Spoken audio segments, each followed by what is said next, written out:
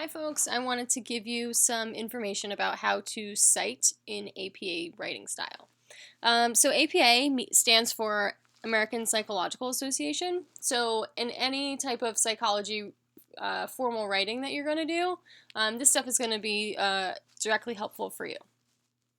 So citations, you always need citations. I have a few examples of which types of citations to use in your work.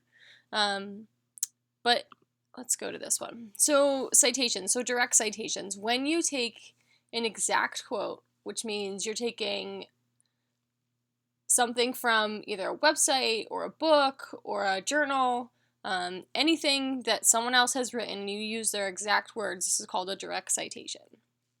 So you'll see here that this thing at the end, this is what we call an in-text citation. So the format for this, there are a bunch of different rules with it, but basically you're putting the author's last name, comma, the year, whatever the work is that you're citing, so let's say the textbook, you would put the year that the textbook was published, and then because it's a direct citation, you need to put the page number as well. Second example here, if there's a few different authors, you would use all of their last names in this format, the year of publication, and again the page number.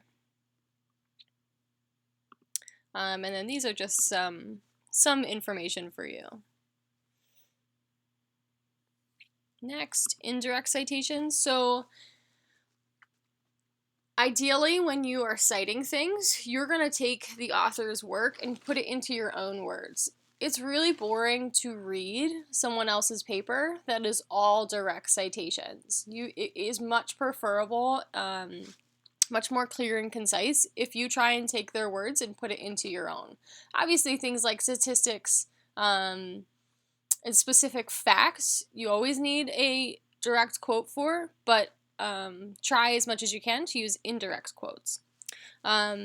So again, here, this is that in-text citation thing at the end of this first sentence. You can put a page number, but you don't have to. You can just cite the work. And again, this last one here, this one gets a little bit more specific, but if it's on multiple pages, like if you read a section about attachment theory, it might not be on just one page in your textbook. It might be, 5 or 6 pages, and this is the way that you would cite that. So just a couple resources, and then we'll come back for the rest. On Campus Cruiser, I've gone into the message board here, and I post this every semester, and there's a few things here. So this first one, Purdue OWL, if you've never used it, it looks like this. So this is the go-to, pretty much, for how to cite things. And you can click through these tabs on the side, and it'll give you lots of information on how exactly to cite things and reference them. There are a ton of rules with citing in APA style. I don't require you to know all of them. I'll get into specifics of what I actually want you to be able to do at this level. But don't freak out. There's only a couple things that I'm really get picky about. The next thing on your list is the Middlesex County Library.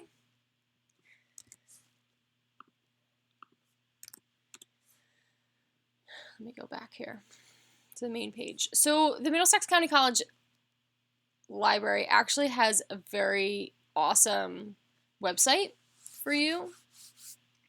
So there's a couple different things I want to point out here. In this green box, you'll see something called databases. And this is where you'll find things when I ask for peer-reviewed journal articles. What happens is, in psychology, we're a science. We want to find out things that have been scientifically studied. You can Google anything and find information online, but we know that that may or may not actually be scientific and academic work. It might be someone's opinion, and they might put it up like they know everything. And sometimes you'll find people who are credible, but the point is, in psychology, to be able to find scientific academic work.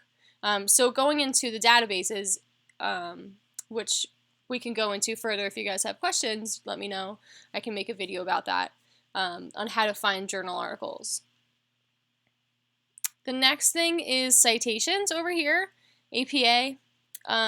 If you click on that, we can get some really good information, APA style, right? So help me format my paper, help me write in-text citations. This is what I was just referring to. Help you with references.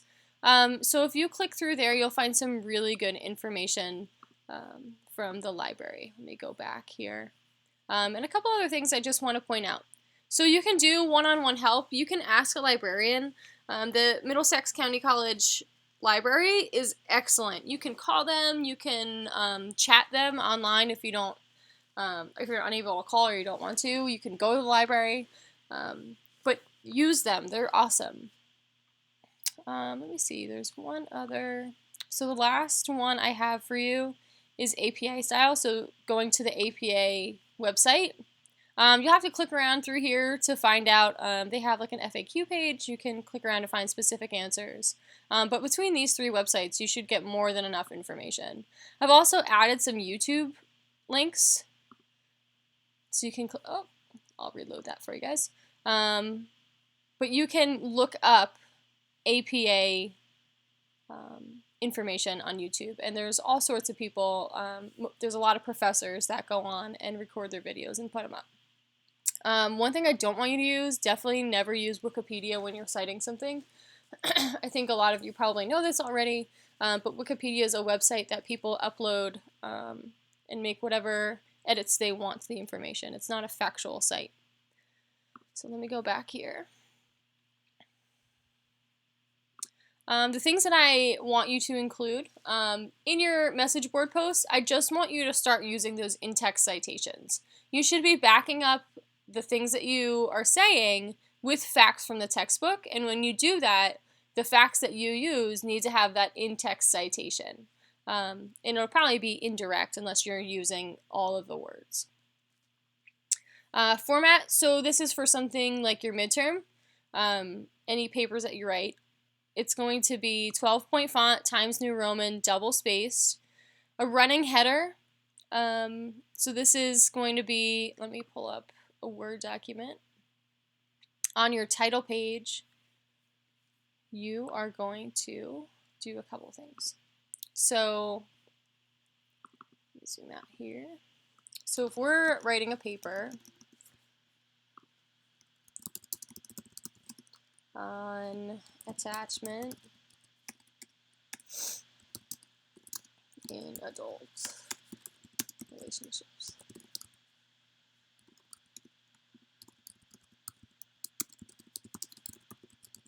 Right? This is how your cover page might look. But I want you to add something called a running header. So you're going to double click on the top of the page and it'll pop this up. You're going to click different first page. And your word may look a little different than mine. So you might have to play around with it a little bit. But you're going to do something called, and then you're going to put your title in.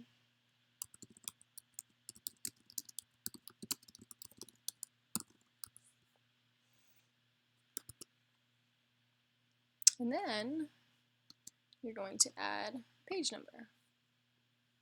And you want it up here in the top right hand corner. So then if you scroll down, let me close out of this, make a new page. All right, so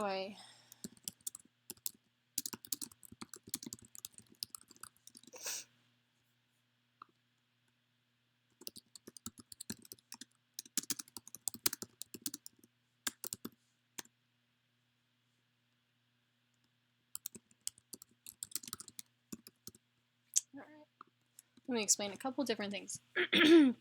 So on your first page, this is what your cover page should look like. And then if you go through the rest, if you double click on the rest of the pages, it says different first page. So you're just going to put your title in here.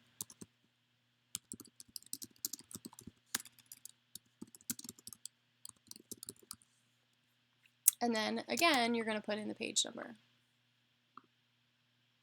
And then that should pop up for the rest of the pages. You don't have to do it after the second page if you've followed correctly. So you put your title in here, and then you'll put something called subheadings in. So in the document that I've given you about your midterm, there are specific headers of questions. So you'll take those and make them into subheadings. And then you'll write a little bit about an introduction. Right? You'll write a paragraph here. And then you'll start with the next subheading. And with a paper that's 4 to 6 pages, I would expect you to have maybe between 4, 5, 6, 7 subheadings. So you can break your paper down into these little sections and then write about attachments.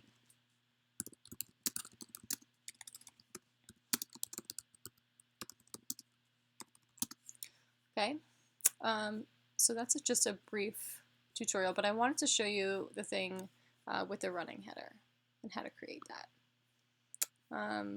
So subheadings, and we can talk more about that. Let me know if you have questions. I have an example that I can post also. So these are the things in APA style that I definitely want you to use. For your midterm papers, you'll use this as well. These could be some of your subheadings. Introduction, identifying information, analysis, conclusion.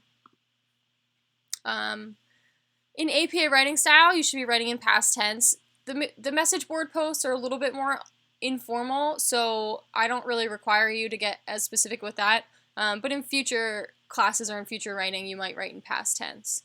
Try and be as clear and concise as you can. Don't go on and on. Just try and focus, get to the point clearly. And spelling and grammar count. Guys, this is something that I get really, really picky about. What happens is folks who don't proofread their work, you just write it out or you write it at the last minute and send it in without checking for writing and grammar. This really communicates to me as your reader that you don't really care about what you're doing. So I really appreciate it if you guys could take the time. I mean, there's really not much of an excuse outside of you just rushed and did it and didn't really read through it. Because just about everything now has spell check on it. So just be really cautious with that. A reference page, you'll cite on a separate page any references that you used. And we can go into that specifically. Let me know if you have questions about how to write a reference page. Don't worry about writing an abstract. Don't worry about writing methods, results. Just use the subheadings that I've pretty much given to you. In your midterm, I think they're introduction, background information, and they go, there's a couple more of them. If you have questions, let me know. Here's a few more links. University of North Dakota has some tips that are pretty good. Also, you can look at those. But I've posted this to the shared files. If you need anything, let me know. I'm happy to answer more questions.